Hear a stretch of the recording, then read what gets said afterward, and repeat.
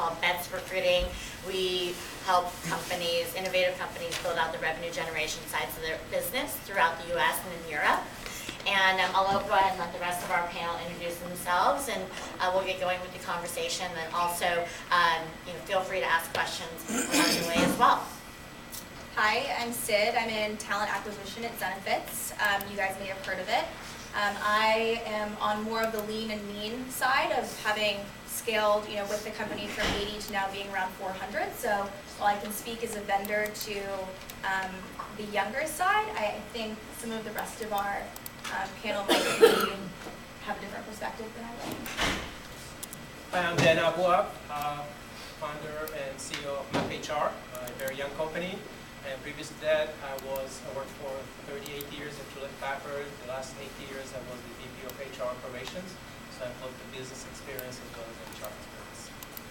And I'm Rebecca Meissner. I run post-sales here at Smart Recruiters. I actually come from a background of HR. I was a recruiter in-house and on the agency side for a while, and then moved into product management and built HR products for a while until I came to Smart Recruiters, where now I help us run implementation services and account management and strategy for our existing customers.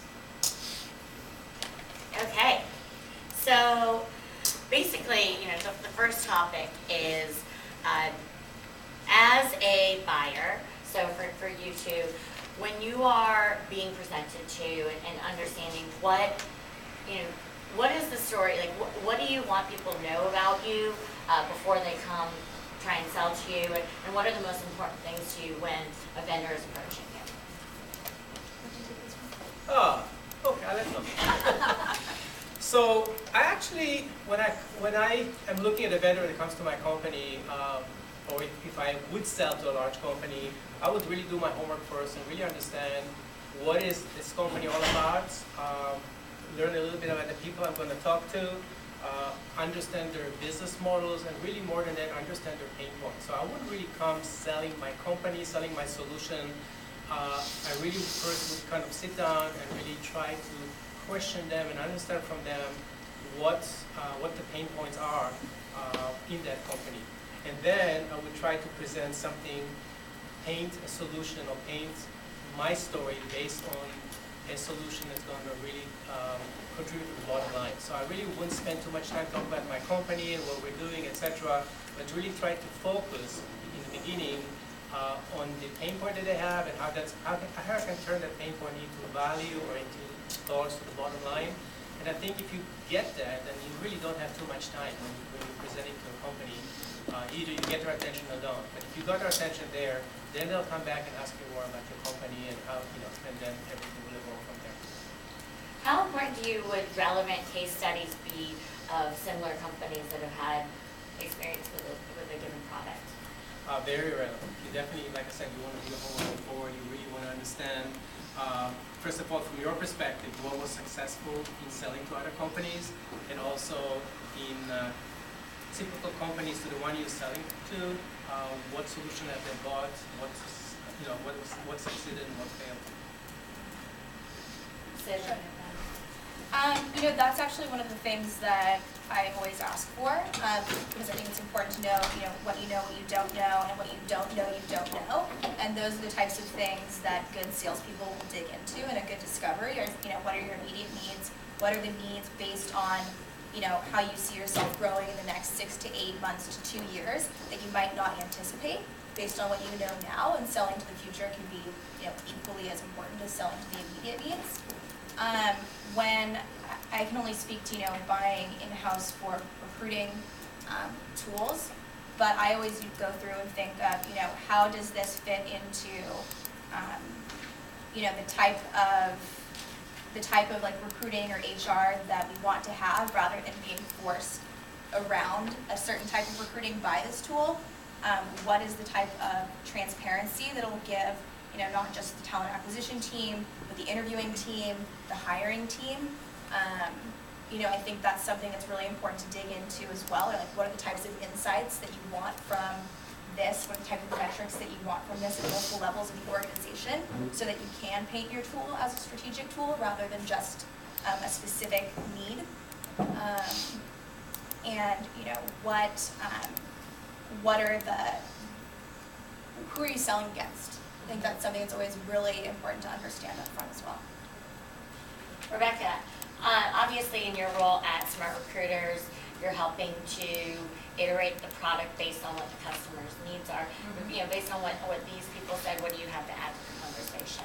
Yeah, so I would say I heard one thing from Sid that was interesting, which was I don't want to be forced into a specific process because a tool's telling me this is the way you have to do it. And I think when you approach a vendor, I mean, vendors, admittedly, are going to be very good at selling vision and the future and the fact that their product is going to make everything easier for you because they are selling to the pain.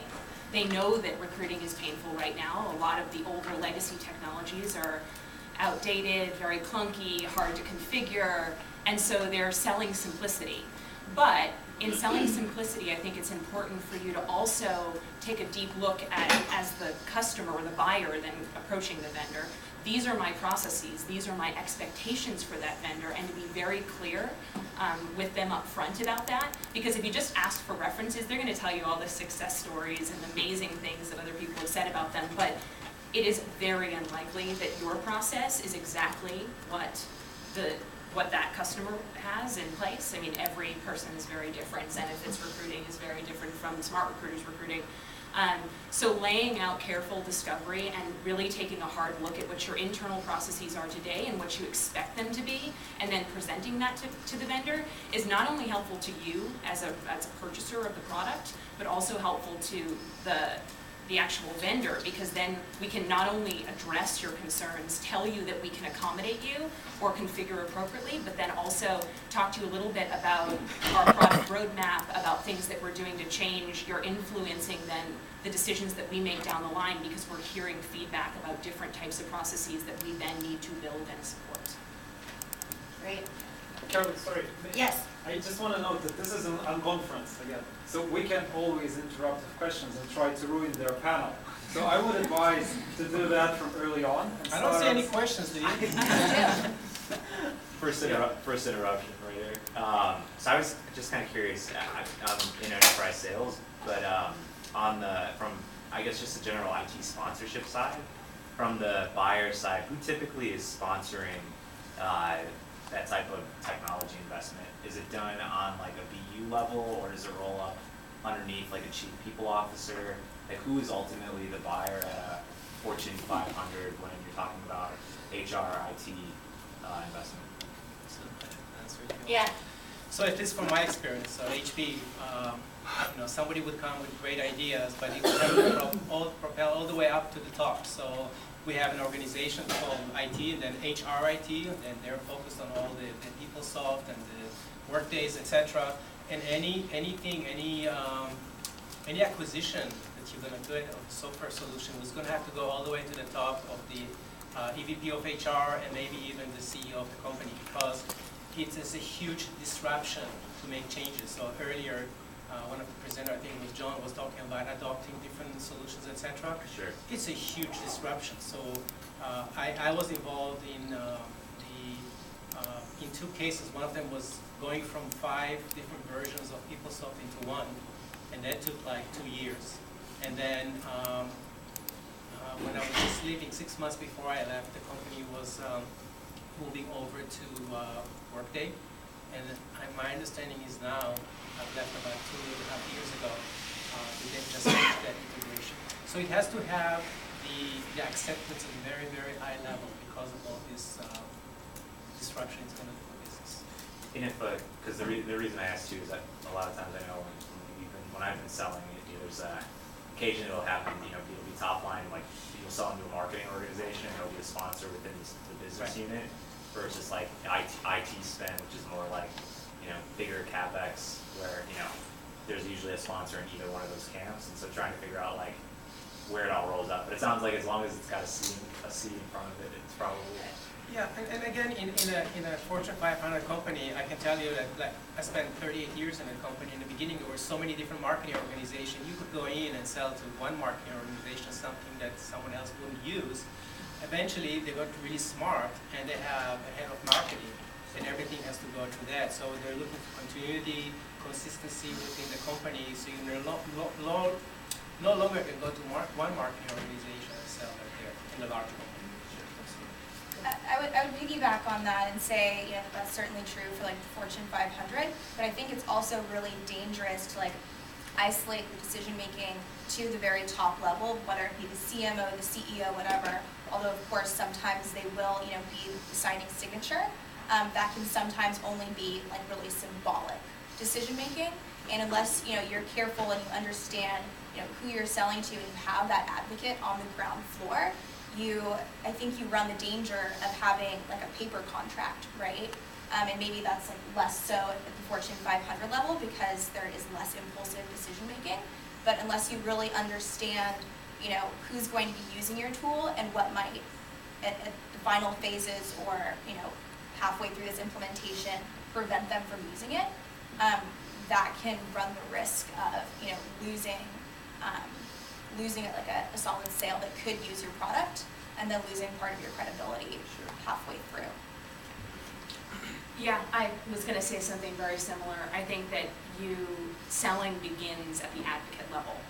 You find somebody that loves your product, and it doesn't have to be somebody in HR. In the case of a product like Smart Recruiters, it sometimes is a hiring manager at a branch 50 miles away from headquarters, and they might decide to make the hiring or the buying decision at a very small level because a lot of, frankly, you look at some of these big Fortune 500 companies, they're using 6 different applicant tracking systems depending on the region. And it only really bubbles up to that C-level when you say, I want to rip and replace for the entire company. And then it becomes a much larger conversation. But if you don't sell to the advocate and they don't understand and love your product, you'll never get engagement, and it's a renewal nightmare. Like, no one will ever renew. In the business unit, the pocket will sponsor that, right? Like, so Yeah, the budget in some is drawn cases. in some cases, so it's not necessarily like a corporate umbrella sponsorship or like the EVP of HR. There can be a case where a marketing manager might say, this is great, we're trying to hire headcount. Absolutely. We're going to invest $50K in something. I mean, certainly at a big corporation level, that could be the case, but even you think about, there's a lot of different types of businesses out there. You think about franchises, for instance. Napa Auto Parts bought Smart Recruiters in one single location because one of the store managers wanted to put some money into it and use it there. And then it rolled out to like 400 locations because it was all word of mouth. But yes, I mean, you could do the same thing. You could apply the same thing to a corporation. What company do you work for? I was at Intuit for a while, but now I work for a startup called Nomi. So they do offline analytics. I think the Guitar Center use case, they use our technology. I sold Guitar Center, actually. That's why I was like, I knew that use case because I helped them fit out the drum room. So yeah, it's similar. Like we sell franchise to franchise, like Ace Hardware now, but I've sold Nike, Simon Malls. Like it's every pocket's a little bit different. Well, prior to starting Beth's Recruiting, I did enterprise sales at careerbuilder.com, and very much the same process of nailing down individual users and then building a bigger use case to sell up. Otherwise, it's just, no response.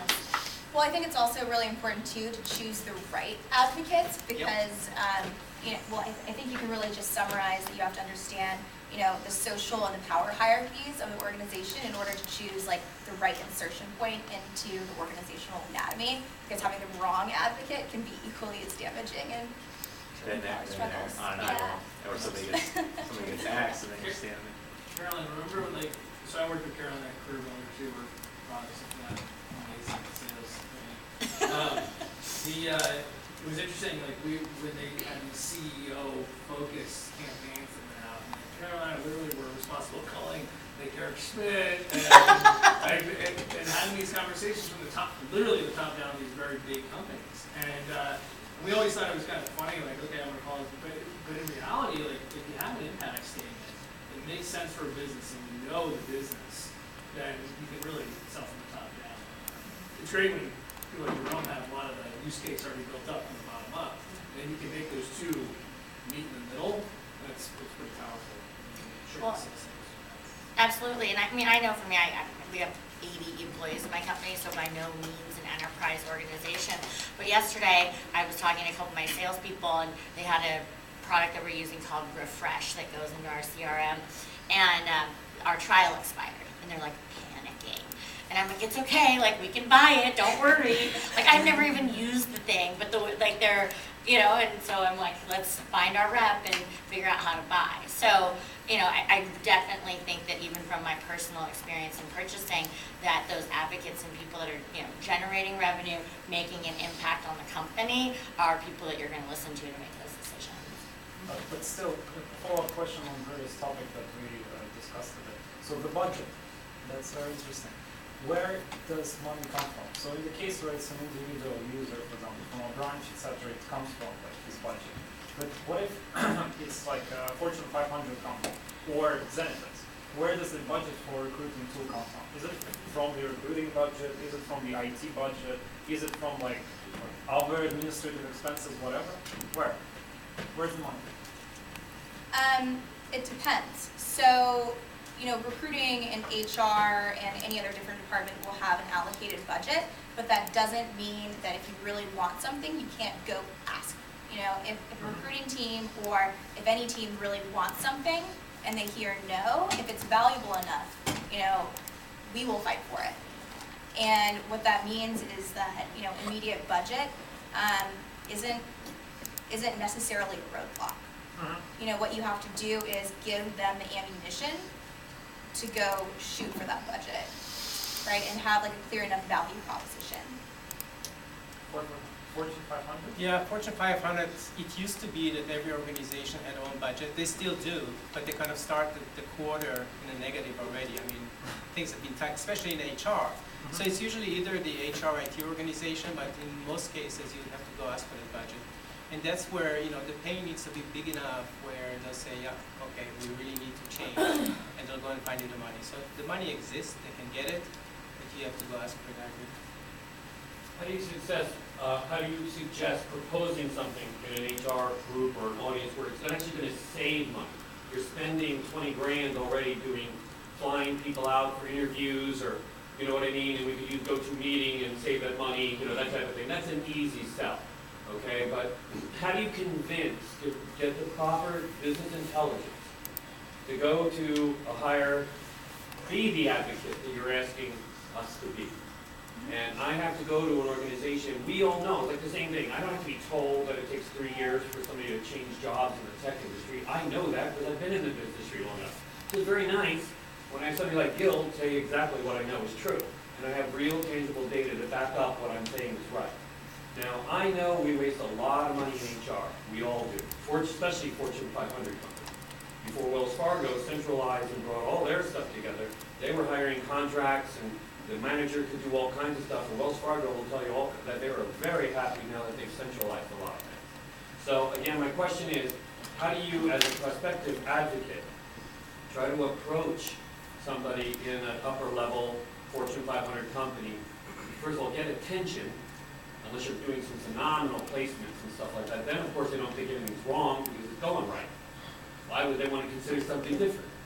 But then again, on the other side, I've had a very difficult time trying to convince people when I know something is wasteful and it's costing a lot of money, and we could use another tool to correct that. But I'm also too busy recruiting. So how can I collect that data to justify that my job will actually be done better and more effectively if we go with this tool? Any suggestions? Well, I should say from the vendor standpoint, that is our job to give you those case studies. You should ask for them. We have that data. We know that data exists. We have it in content, distributable content. We can make that case for you. And actually, if your vendor doesn't look at you and say, how can I make you look like a rock star, then they aren't doing their job. So from a vendor perspective, the data to make, because you're right, the best business case is buying this tool is going to ultimately save me money somewhere else, and the budget's just going to even itself out. But you really do need proof of ROI right there, and people like David, who's sitting here, and the marketing team, that's their job from a vendor standpoint, to collect and start cataloging that information.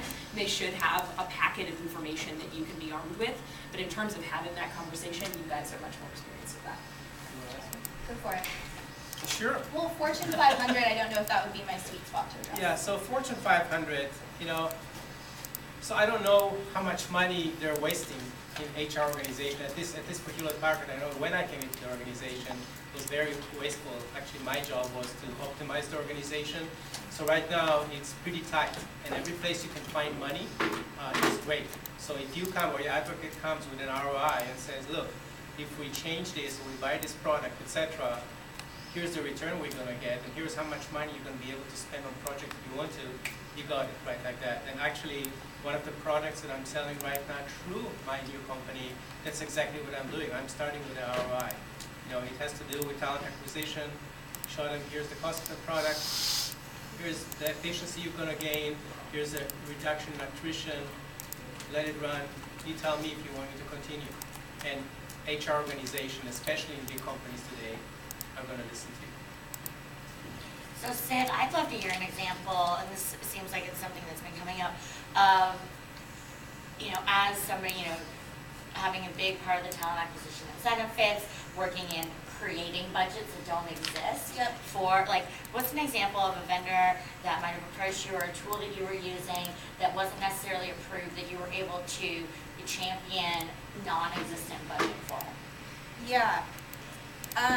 So one tool that isn't necessarily a recruiting tool that I just really love that has increased our productivity 1,000-fold has been Calendly, and it's this little app that essentially lets you send out a link and designate certain times or certain instances in which candidates or vendors or whomever can schedule themselves if you've made this time available through this app. And we had a freemium model, and then you had to pay a certain amount to bring it on board for the rest of the team. And so what we chose to do is we chose to have 2 people that would communicate with the product team, with the founder of that, so that we could be their case study. And then we picked and framed the data in a way where we knew we could win. We were saying, okay, this is how long it takes us on a basic interaction to schedule somebody for a first touch. This is how long it takes to schedule them for a second touch. This is how long it takes us to schedule them for a reference call. And so identifying places where it was easy to find the data that we needed to build a case study was really important. And then starting with that freemium so that we could gather enough data before we made our case was really helpful. I don't know if that is. I think that's a good example. That's a great example. Yeah, cool. Another Yes. question. I come from the Eastern European background, so I may have a very, very strange perspective on HR that has nothing to do with the Different actuality. perspective, not specific. In Silicon Valley. So my problem with selling HR software to HR professional has always been that they don't buy that HR software actually decreases costs.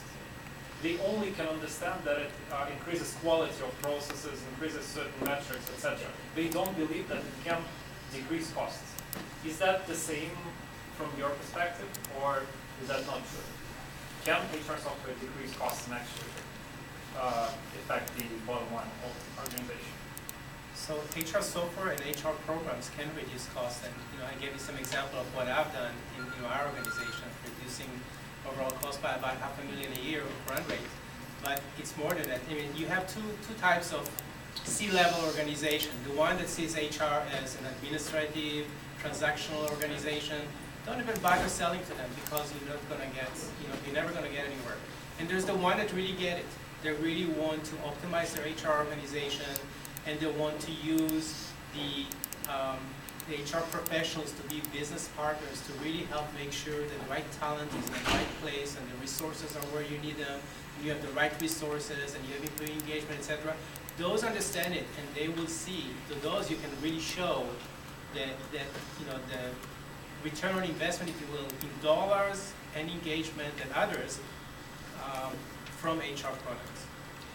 Where I've been seeing a lot of this ROI conversation taking place within the ecosystem here is turnover is extremely expensive. You invest a lot, especially in sales. You invest a lot of time in training people. Most don't become profitable until 6 months to a year. And so if you have a technology that you can sell into human resources, saying, okay, and there's a lot of them out there, and so, I'm sure that that's going to, kind of become an interesting challenge for people that have that type of technology. But that's a huge example of ROI, with retention, with people and training and also culture, right? I mean, and then that's not as tangible as the loss, but it kind of is it's a self-fulfilling, if you have a lot of turnover, then it leads to more turnover, and nobody wants that. So yeah, go ahead. I was just gonna ask around, sort of on the same line, but as far as like, what's the profile of like a company that's just asking for it, Like, if you were to say like, you know what I mean, like what, like you mentioned retention, maybe it's new leads, new applicants.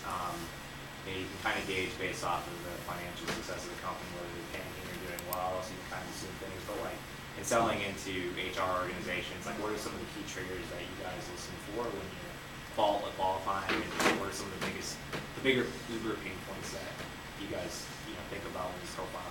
So I can give you an example of mid-sized companies or kind of larger companies, not Fortune 500 that I'm dealing with right now. So one of the products that I have is about matching jobs to open requisitions and really optimizing the talent to hire.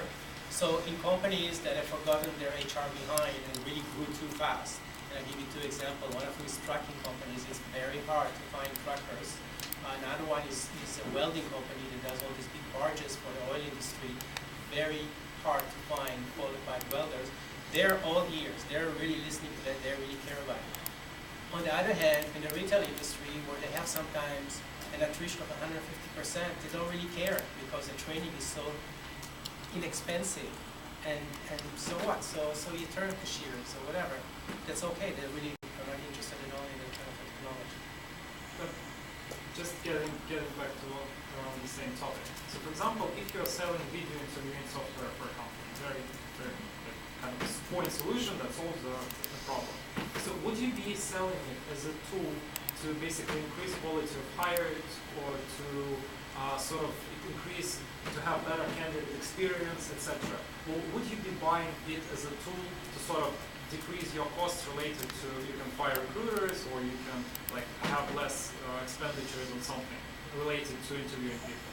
Which of the points would you be concentrating on? I think that depends on what type of recruiting organization your prospect wants to be. Is there a pain point that they have too many recruiters and they want to fire them? Do they have horrible Glassdoor reviews, and do they really, need to up their candidate experience game? I think those are all things, in knowing your unfair advantage, as another speaker called it. I think doing a really thorough discovery tells you how you can position the product, because a product and what an opportunity is such a relative term. Opportunity is such a relative term, and I think if you understand what your opportunity with this product is and what it means and what problem it's solving, that will give you your answer to your own question. I think first of all, you're looking at return on investment. No company is going to spend any money unless they're going to see something in return. And the return could be cost, could be optimization, could be cost reduction, could be time to hire, could be quality of hire. But it really depends on the company too. In large companies that get 30,000, 40,000 resumes a month, they wouldn't really care about the person's experience, the candidate's experience. In companies that don't get as many and are trying to really get their name out there in the social media, etc., they would really care about the experience. Okay. Before you say something, can guys from video interviewing? Great question. We are a video interviewing company. But sort of along those lines, you mentioned ROI, proving, showing your business case, and like you said, every company is a little bit different. And what we've seen is that we can have generic, or I say generic, but they're real client case studies. Oftentimes you want to put it in the prospect's realm using their data. But how do you approach the prospects? Sometimes we talk to that big company and say, nope, I don't want to tell you how many people I'm hiring, which again, you can find that out. But Little things like that. I don't feel comfortable telling you how much time I spend on the phone, how many screens you do before we hire. What kind of tactics do you use to kind of get that information out? So if you talk to a company that tells you that, do you really think you're going to sell them your That's products? a good point. I'm just going to, Don't waste time, move on. don't waste my time, move somewhere else. I was thinking the same thing, bad prospect. Yeah. And I think one of the biggest challenges though is like some of these companies are not, sometimes they don't tell you because they don't want to, but more often than not, it's like, they don't know. They don't know. They don't know it's true. It's the reality. I think like what you have there is what it seems like. It's totally a trust issue, and so doing some like critical self-evaluation of how you're approaching this, and then calling out their fears, since they may not even be able to articulate what their fears are. You know, this is a question. This is something that Carolyn always does. Why? And then ask them why they don't feel comfortable telling you, and if they can't answer that question, I think you should try to anticipate their fears based on your knowledge of their business. And then, tell them, okay, like I understand your fears, this is why it is valid, so that you can, have credibility and build that trust, even though they won't give it to you. And then you can also tell them why those fears shouldn't matter, and maybe realize why you shouldn't be wasting your time in the first place. What I was going to ask is this. Just as earlier people were talking about how like applicant tracking systems really are just a CRM with a different GUI in front of it, and they call it an HR solution. I personally find that there's a really tough time when you're trying to convince a hiring principal to, that this is the solution it's going to be. I'll give you an idea. Sales and marketing knows everything about email campaigns. They know everything about product marketing. They know about product branding. But if you remove product and put the word employer, okay, an email hiring campaign, a candidate pipeline is no different than a customer pipeline, okay? But and you try to get people to understand, and they're full force buying Salesforce, every add-on app that they need in sales and marketing, everything you want it, you got it. But I'm talking about even using similar information, paid services, even the same data that they're using over in sales and marketing, they won't even share it with me to use it to justify a recruiting strategy. How do you convince people that are using these tools in sales and marketing that we probably, even for the same amount we're spending in sales and marketing, could use that in recruiting and justify an ROI? Yet either sales and marketing won't let it go, or somebody in the hire thing, I think it's got to be that HR is an expense because they just do not see the value of an email.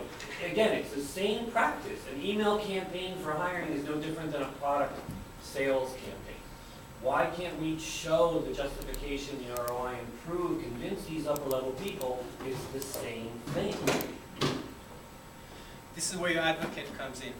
They have to convince them because the people at the C-level, they really understand the numbers, they really understand at a high level. They don't really understand, they've never done it before, right? And if they have, it's been years and years. So someone needs to really, at the lower level, be the advocate, and then different levels of management that understand it need to see the value. They need to sell it, not you. What I find personally as a contract recruiter, if I can get the sales and marketing person, who also I hope is hiring, to listen to me and see these benefits, and then have that person go and talk to the upper level people, I seem to get a better attention that way, or at least get them to listen to me that way. Because then somebody internally in sales and marketing, oh, well, we're using this to generate sales, we could use that same information to generate candidates. I mean, it sounds like an access issue, but in order to get around that, I think that just means that you need to have even more clear data of, like the value add of what you're doing, and start with like one unit. What is the cost of acquisition with like a LinkedIn InMail or an agency? Here's the cost of acquisition through these two channels. That's step one. Step two is, here is like through me, the cost of, interviewing and how much time it is, blah, blah, blah. And then, here is like the value that one hire adds in your organization as a salesperson. If you're willing to give that salesperson in order to add value at this point, dollar amount, why would you not spend, dollar amount on getting that person to make that much more money? Yeah, but then you think if you got to do that, you got to put a little crystal ball stuff in there. I mean, trying to collect all that tangible data can be a full-time job all on its own. Well, I was gonna say, I think you can think about it a little bit more generically, in the sense that I think a lot of companies, Smart Recruiters, JobVite, other applicant tracking systems, are completely framing their conversations around their product about exactly what you just said. Recruiting is a marketing funnel. It's just with candidates instead of leads. Right. And you meet the best candidates out there aren't looking for a job necessarily. They're working, they're passive. You need to market to them in the same way that your best customers might not be looking for a new solution. You need to sell them something better. Well, you need to sell your recruitment brand. And businesses are, a huge piece of their value is their intellectual capital. And the more that you hire unqualified or less qualified individuals, the less your companies will ultimately be valued at. And so recruiting and selling a brand and marketing a brand, an employment brand, is critical to actually attracting people that might have not even known about it in the past. And so I kind of position it more as a marketing unit within a company, just marketing to a different type of thing, not marketing a product, but marketing to people. And a lot of vendors now have content around exactly that, without you having to go out there and, figure out all the numbers and logistics and things like that. Just a quick comment on this. We had exactly the same conversation with Jessica Miron-Roth, which probably some of you may know. And I asked her at the end of this motion, so if recruiting is this much similar to marketing, wouldn't it be smart to hire marketers to do recruiters' job? People hire salespeople. That depends on your marketers. There are marketers that are very data-driven. There are marketers that, are very brand focused. I think what you run into is that, marketers can be salespeople. Some marketers don't want to be salespeople. So I think what makes sense is to hire, somebody that can be just a really good salesperson and be data-driven. So if you're asking, should you hire somebody that's data-driven? Sure, as long as they have, the soft skills as well to match.